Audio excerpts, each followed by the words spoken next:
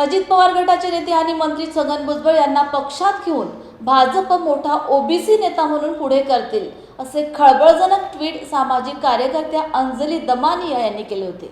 मात्र त्यांच्या या ट्विटला उपमुख्यमंत्री देवेंद्र फडणवीस यांनी प्रत्युत्तर दिले। पहिल्यांदा तर आमच्या पक्षाचे निर्णय आम्ही करतो, आमच्या पक्षाचे निर्णय अंजली दमानिया करत नाहीत। अलीकडच्या काळात मला असं वाटतं की अंजली दमानिया या सुप्रियाताईंच्या जास्त संपर्कात आहेत, त्यामुळे ते अशा प्रकारचे ट्विट करत असतील। पण भुजबळ साहेब त्यांच्या पक्षात आहे, आम्ही आमच्या पक्षात आहे। कालची भेट ही एकूणच लोकसभेच्या दृष्टीने आम्ही काय तयारी करतोय या संदर्भात त्यांच्याशी चर्चा केली आणि त्या दृष्टीने पुढच्या गाईडलाईन्स म्हणजे आता आम्हाला युती करायची आहे तर त्यातल्या सीट शेअरिंग कधीपर्यंत आमचं पूर्ण झालं पाहिजे, अशा सगळ्या गोष्टींवर मी चर्चा केलेली आहे। त्यामुळे काही फार वेगळी अशी काही चर्चा त्याच्यामध्ये नाही। मला असं वाटतं की भारतीय जनता पक्षामध्ये यापूर्वीही आम्ही गाव चलो अभियान, घर चलो अभियान केलेलं आहे। आता पुन्हा नव्याने आम्ही ते करतोय आणि मला असं वाटतं यावेळी हा एक देशातला रेकॉर्ड असेल की कुठल्याही पक्षाचे नेते आणि कार्यकर्ते हे 100% गावांपर्यंत पोहोचले आणि त्या गावात राहिले। एक प्रकारे आमच्या प्रधानमंत्र्यांचं जे स्वप्न आहे की आपला कनेक्ट हा शेवटच्या माणसाशी असला पाहिजे, तळागाळाशी असला पाहिजे, मला असं वाटतं तेच यातनं आम्ही साधण्याचा प्रयत्न करतो। धीरज लोखंडे या दलित तरुणाला बेदम मारहाण केल्याप्रकरणी प्राध्यापक सुकुमार कांबळे, प्राध्यापक शरद गायकवाड यांच्या नेतृत्वाखाली डेमोक्रेटिक पक्षाच्या वतीने कोल्हापूर जिल्हाधिकारी कार्यालयावर मोर्चा काढण्यात आलाय आणि जिल्हाधिकाऱ्यांना आरोपींवर कडक कारवाई करण्यासंदर्भातील निवेदन देण्यात आले।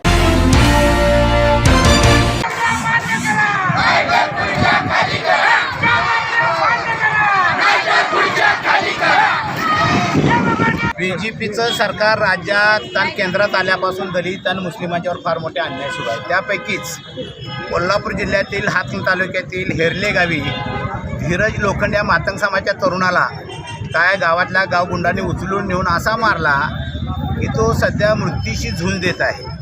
मारूनच्या मारून तो मेला म्हणून त्याला घरात आणून टाकलं, पण तो त्याच्यातून नशिबानं जगलेला आहे। तर त्या धीरजला एवढा मारलेला आहे, त्याचं जबड्याचं हाड मोडलेलं आहे, नाकाचं हाड मोडलेलं आहे, सवर्णाने मारहाण केलेलं आहे, पण पोलिसांनी ॲट्रॉसिटी ॲक्ट दाखल केला नाही, 307 दाखल केले नाही। आणि म्हणून ह्या प्रशासनाचा, पोलीस खात्याचा, महाराष्ट्र शासनाचा निषेध म्हणून डेमोक्रेटिक पार्टी ऑफ इंडियाच्या वतीनं जिल्हाधिकारी कार्यालयावर मोर्चा काढलेला आहे। जिल्हाधिकाऱ्याशी चर्चा केल्यानंतर जिल्हाधिकाऱ्यांनी आम्हाला सांगितलं की एसपीना मी ते कळवतो आणि त्या पद्धतीची कारवाई करायला भाग पाडतो। पण मोर्चाचं यश असं की त्याने ॲट्रॉसिटी ॲक्ट मोर्चामुळे दाखल केलेला आहे। आता प्रश्न राहिला तो 307चा, 1-2 दिवसामध्ये इन्क्वायरी करून 307सुद्धा कलम लागू करतो असं त्यांनी सांगितलेलं आहे। पण हे सुरुवातीलाच लागू व्हायला पाहिजे होतं, म्हणजे मानेच्या वर डोक्याला जर मारहाण झाली तर 307 दाखल होतं आणि मागासवर्गीय एससीला जर सवर्णातून मारहाण होत असेल तर ॲट्रॉसिटी दाखल होते। हे दोन्ही कलम न लावता जुजबी कलम लावून त्या आरोपीला पाठीशी घालणारा जो महादेव तोंडले PI आहे त्याला तातडीने निलंबित करावं, या पद्धतीच्या मागण्या घेऊन आम्ही डेमोक्रेटिक पार्टी जात्यांना आणि धर्मांतर प्रवृत्ती कशी बळावली त्याची प्रचिती या निमित्तानं येते। कोल्हापूर जिल्ह्यातल्या हातकणंगले तालुक्यातल्या हेरले गावातला हा धीरज याच्यावर जो खुनी हल्ला झाला आणि तो मेलाय असं समजून मग त्याला दारात आणून टाकलं, हे अतिशय निंदनीय आहे। मारेकरी जे आहेत त्यांच्यावर पुण्याचे गुन्हे नोंद झाले पाहिजे। ॲट्रॉसिटी दाखल आठवड्यानंतर केलेली आहे। ज्यावेळेला DPIनी आणि सुकुमार कांबळेंनी या प्रकरणात लक्ष घातलं त्यावेळेला आवाज उठलेला आहे। पण हे केवळ कोल्हापूर जिल्ह्यात नाही, पश्चिम महाराष्ट्रात असं घडत नव्हतं, पण त्याची लागण आता झालेली आहे। परवाच अहमदनगरला मातंग समाजाच्या स्त्रिया रानात उघड्यावर शौचाला गेल्या, त्यांचं मोबाईलला शूटिंग घेतलं पाठीमागून लग्नावस्थेत आणि ते व्हायरल त्या भागात केलं। हे काल परवा मंत्रालयात एका कामानिमित्त मी गेलो होतो, वरिष्ठ अधिकाऱ्यांच्या मंत्र्यांच्या पण कानावर घातलं। पंढरपूरला परवा महादेव लोखंडे नावाचा एक कार्यकर्ता, त्याला पोलीस स्टेशनमध्ये जीव मारला। पोलिसांच्याकडून न्याय मागायचा तर तेच गुन्हेगारासारखे वागताना आपल्याला दिसत आहेत। आठवडा लागला ॲट्रॉसिटी गुन्हा दाखल करायला आणि इकडच्यानं जर तिकडं अन्याय अत्याचार केला असता तर दुसऱ्या मिनिटाला अख्खी वस्ती उचलली असती, बायका मोरासह त्यांचा दारकोंड केला असताना मारहाण केली असती. हे शासन प्रशासनसुद्धा वरिष्ठांच्या हातातलं कळसूत्री बाहुलीप्रमाणे काम करायला लागलेलं आहे. तर या घटनेचा करावा तेवढा निषेध थोडा आहे आणि मला आता भीती वाटायला लागली की धीरज सिरियस आहे, त्याच्या जीवाला दगाफटका होण्याची दाट शक्यता आहे. दवाखान्यातसुद्धा इथून पुढे ही फाईल मिटली जावी ते पण आपण सावधगिरीचा इशारा बाळगायला पाहिजे आणि याला सगळ्याला हे पोलीस प्रशासन जबाबदार राहील. त्यांच्यावर धीरजच्या जीवाची आपण हमी सोडली पाहिजे आणि म्हणून मारेकरी जे आहेत पोलीस अधिकाऱ्यांच्यावर ते आहे काय त्यांचं नाव डोंगले यांच्यावर तर गुन्हा दाखल झाला पाहिजे, त्यांची चौकशी झाली पाहिजे. पण जे मारेकरी आहेत त्यांच्यावर सुद्धा हे ॲट्रॉसिटी गुन्हे दाखल झाले पाहिजेत आणि त्यांना शिक्षा व्हायला पाहिजे. मोताळा तहसीलदार वैभव पिल्लारे यांच्या विरोधात सर्वपक्षीय नेत्यांनी एकत्र येऊन तहसील कार्यालय परिसरात ठिय्या आंदोलन केले. तसेच तहसीलदार पिल्लारे यांना निवेदन देत पिल्लारे यांच्या विरोधात आपला संताप व्यक्त केलाय.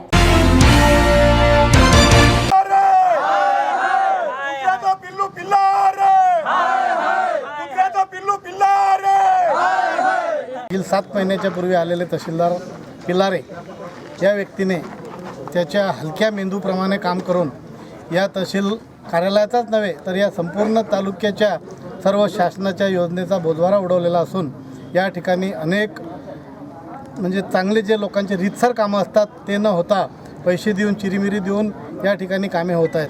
अनेक ट्रॅक्टर रॉयल्टी असतानासुद्धा आणि दंड भरलेले असतानासुद्धा त्यांनी पकडून ठेवून 15-15, 20-20 दिवस पोलीस स्टेशनमध्ये एक महिना ट्रॅक्टर पोलीस स्टेशनमध्ये ठेवून संपूर्ण लोकांना वेठीस धरण्याचं काम या ठिकाणी केलेलं आहे.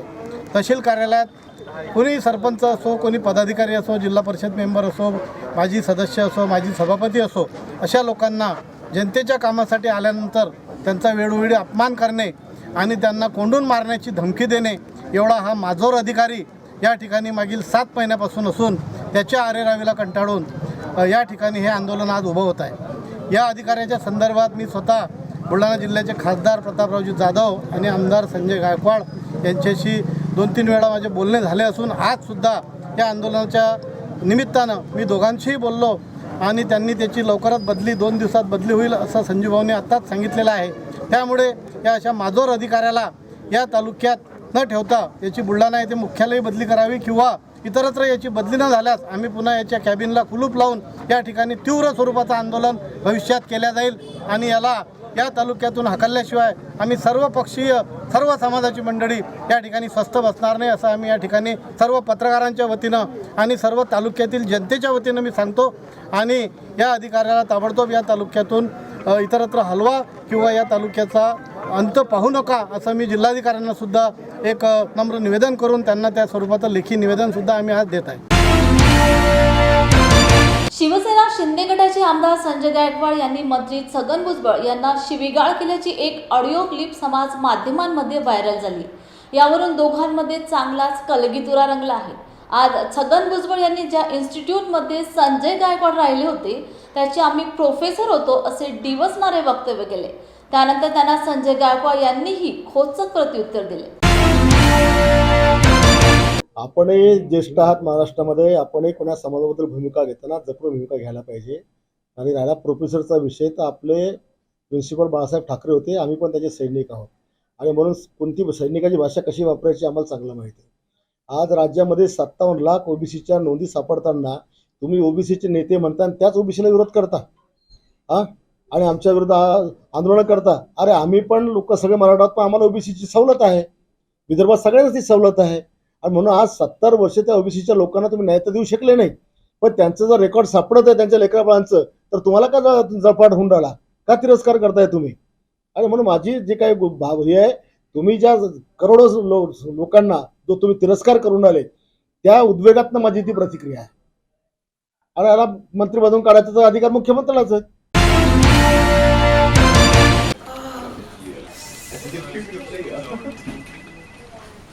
बॉस ने मीटिंग बुलाई. क्या यार, आदमी की तकलीफ को तो समझो.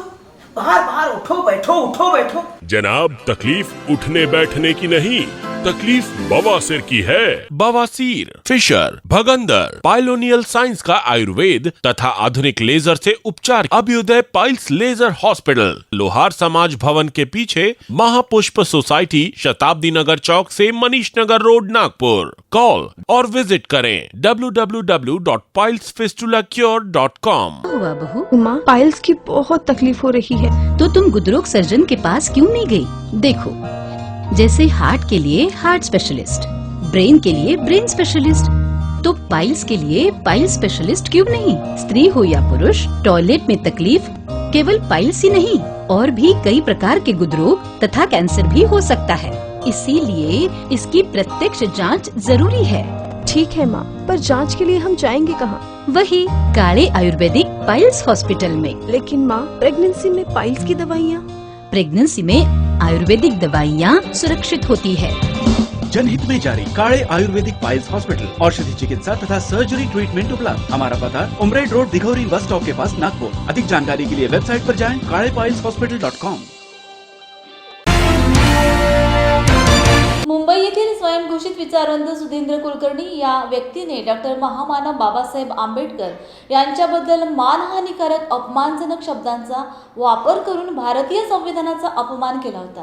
त्यामुळे सुधींद्र कुलकर्णीचा जाहीर निषेध करण्यासाठी आज दापोड येथील तमाम सामाजिक पक्ष संघटनेच्या सर्व कार्यकर्ते, पदाधिकारी आणि भीम सैनिकांनी जोरदार आंदोलन केले।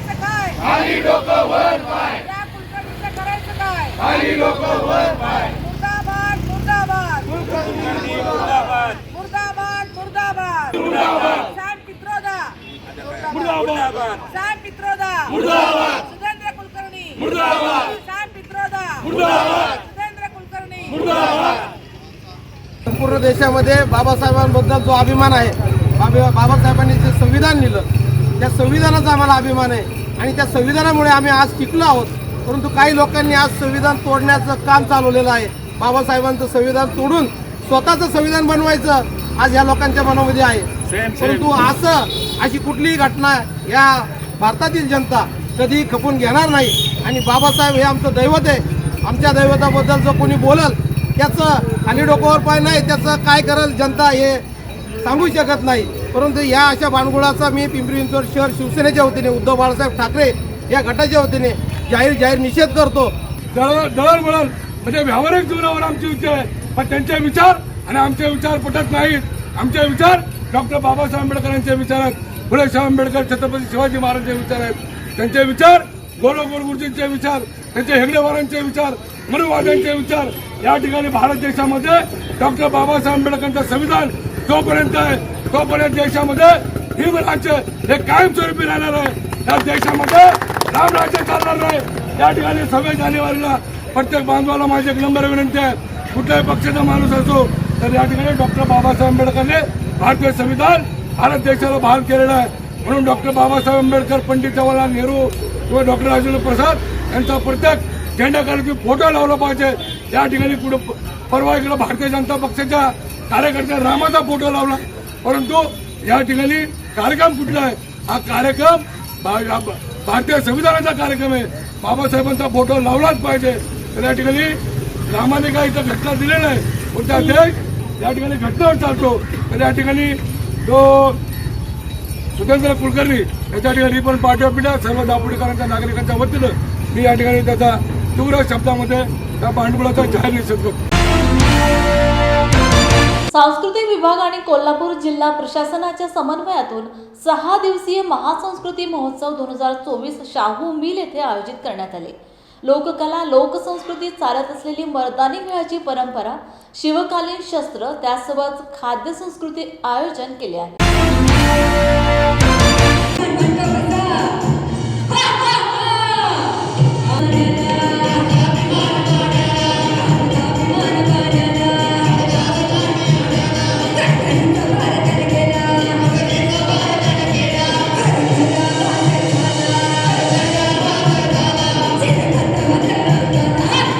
नमस्कार, मी राहुल रेखावार, जिल्हाधिकारी कोल्हापूर.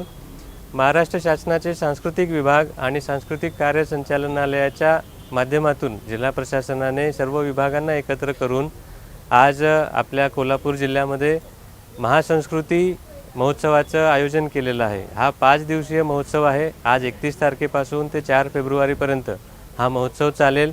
या महोत्सवामध्ये आपल्या संस्कृतीचं दर्शन घडवणे, आपल्या पारंपरिक कला सर्वांच्या समोर आणणे, आपल्या कारागिरांना जे जुने कलांना आजही सांभाळत आहेत, त्याचं जतन करत आहेत, यांना सर्वांच्या समोर आणणे, त्यांच्या कलेला प्रोत्साहन देणे आणि महाराष्ट्राच्या विविध भागातून ज्या कला आहेत, नृत्यकला असतील किंवा परफॉर्मिंग आर्ट्स असतील, या सर्वांना राज्याच्या विविध भागांमध्ये पोहोचवणे हा या महोत्सवाचा उद्देश आहे. या दृष्टीने आपल्या कोल्हापूरमध्येही शाहू मिल ही सर्वांचं आवडतं ठिकाण आता झालेलं आहे. या शाहू मिलमध्ये हा महोत्सव आपण आयोजित केलेला आहे. या महोत्सवामध्ये 5ही दिवस संध्याकाळी 4 ते 10 वाजेपर्यंत वेगवेगळे सांस्कृतिक कार्यक्रमांचं पण आयोजन केलेलं आहे. संपूर्ण महाराष्ट्रातून वेगवेगळ्या प्रकारच्या लोककला, नृत्यकला दर्शवण्यासाठी सर्व कलाकार येणार आहेत.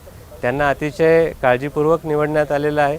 त्यामुळे सर्वांनाच ही अतिशय आगळीवेगळी अशी पर्वणी राहणार आहे. आपण सर्वांना माझं हे आवाहन आहे की आपल्या महाराष्ट्राच्या संस्कृतीचं, आपलं कलावैभवाचं दर्शन आपण सर्वांनी घ्यावं. आपल्या सर्व कुटुंबियांनासुद्धा या सर्वांची माहिती होईल याची खात्री करावी. येथे असणारी विविध प्रदर्शनं, जशी शस्त्रांची प्रदर्शनं आहेत, आपल्या किल्ल्यांची प्रदर्शनं आहेत, छत्रपती शिवाजी महाराजांनी जी कारभाराची घडी बसवलेली होती त्याविषयीची माहिती देणारी प्रदर्शनं आहेत. सोबतच आपल्या कोल्हापूर शहरातील आणि जिल्ह्याभरातील सर्व बचत गट ज्यांचे अतिशय नाविन्यपूर्ण असे प्रोडक्ट्स आहेत, तर त्यांनासुद्धा आपण येथे बोलवलेलं आहे. खाद्यसंस्कृतीचाही आपल्याला आनंद घेता येईल. बांबू आणि मातीच्या कला, पेंटिंग्स यांचासुद्धा आनंद आपल्याला घेता येईल. या सर्वांना अनुभवण्यासाठी आपल्या कुटुंबियांसह, आपल्या आप्तस्वकीयांसह आपण आवर्जून या महोत्सवाला भेट द्यावी आणि येथील सांस्कृतिक कार्यक्रमांचा आणि या संपूर्ण सांस्कृतिक माहितीचा लाभ घ्यावा असे मी आपल्याला आवाहन करतो. परभणी विधानसभेचे शिवसेना आमदार डॉक्टर राहुल पाटील यांच्या संकल्पनेतून ज्येष्ठ नागरिकांसाठी आरोग्य शिबिर तसेच वैद्यकीय साहित्याच्या मोफत वाटपाचा कार्यक्रम आयोजित करण्यात आला आहे. या शिबिराच्या तयारीचा आढावा घेण्यासाठी आज राहुल पाटील यांच्या संपर्क कार्यालयात बैठकीचे आयोजन करण्यात आले होते. 8 आणि 9 फेब्रुवारी रोजी परभणी शहरातील जिंतूर रोड येथील नूतन महाविद्यालय येथे या कार्यक्रमाचे आयोजन करण्यात आले आहे. आपण 1 दिवसाच्या आत कळल्यानंतर एवढ्या शीघ्रतेने आपण इथं पोहोचल्याबद्दल आपल्या सर्वांचं हार्दिक हार्दिक असं स्वागत करतो. आजचा हा कार्यक्रम, आजची ही बैठक फार महत्त्वपूर्ण बैठक आहे. वंदनीय बाळासाहेब ठाकरे ज्येष्ठ नागरिक मंचाची आपण स्थापना केल्यानंतर बऱ्याच ठिकाणी लोकांनी याच्यावर काही कमेंट्स केले की हे काय होणार याचं. पण सातत्यानं नवीन नवीन प्रयोग करण्याचे आमची एक मानसिकता आहे आणि नवीन प्रयोग केल्याशिवाय यशस्वी सुद्धा माणूस होऊ शकत नाही. म्हणून हा प्रयोग यशस्वी झाल्याबद्दल आपल्या सर्वांच्या सहकार्यानं परत एकदा आपल्या सर्वांचं अभिनंदन करतो. ज्येष्ठ नागरिकांच्या ज्या काही अडीअडचणी आहेत त्या अडीअडचणी आपण समजून घेतल्या पाहिजे आणि आपल्या परीने त्यांना मदत केली पाहिजे, हे याच्या मागचं एक प्रामाणिक कारण होतं आणि ते कारण घेऊनच या मंचाची आपण स्थापना केली आणि आज इथपर्यंत आपण पोहोचलेलो. अनेक लोकांनी आपले मनोगत व्यक्त केले. मनोगत व्यक्त करत असताना अनेक अडचणी या निमित्तानं आपण सर्वांनी मांडलेल्या आहेत. सगळ्या अडचणी काय परिपूर्ण होणार नाहीत, पण बऱ्याच अडचणी दूर करण्याचा आमचा प्रयत्न आहे. आणि आजची बैठक ही विशेष ह्याच्यासाठी आहे की आजच्या बैठकीमध्ये आपण एक 8-9 तारखेला एक कॅम्प इथं आयोजित केलेला आहे नूतन महाविद्यालयामध्ये आणि त्या कॅम्पमध्ये जे काही 60 वर्षाचे वरचे ज्येष्ठ नागरिक असतील त्यांना 20 उपकरणं किंवा 20 साहित्य आपण तिथं वाटप करणार. तिथं स्क्रीनिंग होईल. काय मुंबईहून डॉक्टर येणार आहेत, त्या पुण्याहून डॉक्टर येणार आहेत. मग त्या स्क्रीनिंग झाल्यावर आपल्याला काय लागणार आहे, आपल्याला कमरेचा पट्टा, मानेचा पट्टा किंवा संपूर्ण मागचा पट्टा, पाठीचा, कानाची मशीन, डोळ्याचा चष्मा, कृत्रिम दात असतील, काठी असेल, 4 टेकायची काठी, 2 किंवा संडासला बसणारी चेअर असेल, अशा अनेक गोष्टी आहेत. त्यामध्ये जवळपास 20 असे साहित्य आहेत जे आपण तिथं वाटप करणार आहोत. जय भीम इंडियाच्या बातमीपत्रात वेळ झाली येथेच थांबण्याची. पुन्हा भेटूया ताजा घडामोडी घेऊन. जय भीम.